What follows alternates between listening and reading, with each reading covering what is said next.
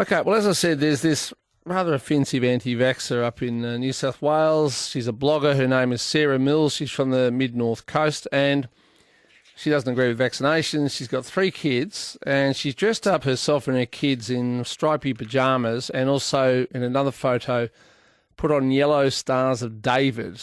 Instead of having Jew or something written in the middle, it says no vax. Now, she's comparing herself to a Holocaust victim, saying that the segregation that she will experience as an anti-vaxxer is the same as the millions of Jewish people who were herded into Nazi concentration camps. Our next guest is chair of the Anti-Defamation Commission, Dr. Dvir Abramovich. Good afternoon. Good afternoon, Tom. It's always good to be with you. Well, thanks for joining us. I don't know if you'd already come across this story, but I'm imagining you find it fairly offensive. I did, and I publicly condemned Miss Mills. And look, I'm not surprised. Frankly, I'm fed up with all these anti-vaxxers. We've seen protests across the country against COVID-19 restrictions and the campaign promoting vaccines that have included Holocaust symbols and imagery. And look, I understand why they're doing it. It's a cheap trick that packs a punch as a scare tactic. It's hard to beat for shock value, and it's always guaranteed to work as a sensational headline generator.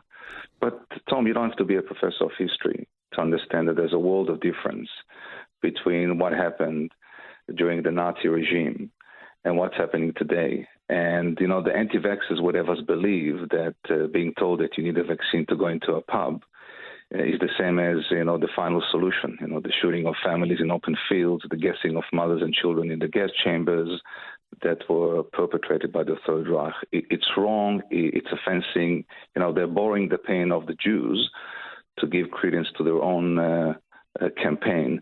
They're trying to make themselves public martyrs, but it's absolutely abhorrent and ugly. Does it break any laws? Well, you could argue that it's hate speech, and that's what I said, because I think anybody who is comparing the indescribable atrocities, that were carried out on an industrial monstrous scale to a government policy that's happening here to protect people, they're inciting, they're demonizing, they're delegitimizing the pain of not just the 6 million Jews, by the way. It's also the millions of others that were murdered by Hitler, and they're desecrating the memory of the brave diggers who fought to defeat Hitler. It's one of the worst trivialization and abuse of the Holocaust that I've seen. And I wish I could actually look her in the eye, because I know exactly what I would tell her. Do you think she understands? I mean, obviously we don't know. I haven't spoken to her. You haven't spoken to her. But these days, if someone's deemed to be offensive, they get tagged, they get called a Nazi just like that, often by people who don't really understand what the word means. Do you think it's possible she doesn't understand the full import of these images she's posted?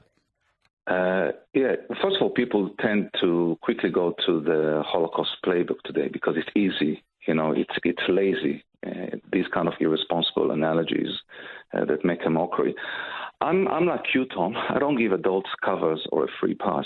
I hold them accountable for what they do.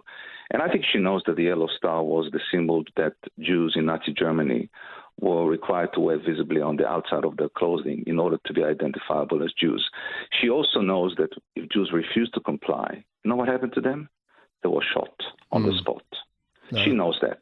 And she knows that this terrible equivalence is wrong. And I wish I could be there and I would tell her to reflect on the more than 1.5 million children that were murdered and, the kids torn from their mother's arm. She really needs to be ashamed. She needs to have a good look, in the mirror. And the fact that she's exploiting her kids, the fact that she's using her children to promote her agenda is absolutely shameful. Yeah, I agree. All right, thank you, Dvir. Dr. Dvir Abramovich, Chair of the Anti-Defamation Commission.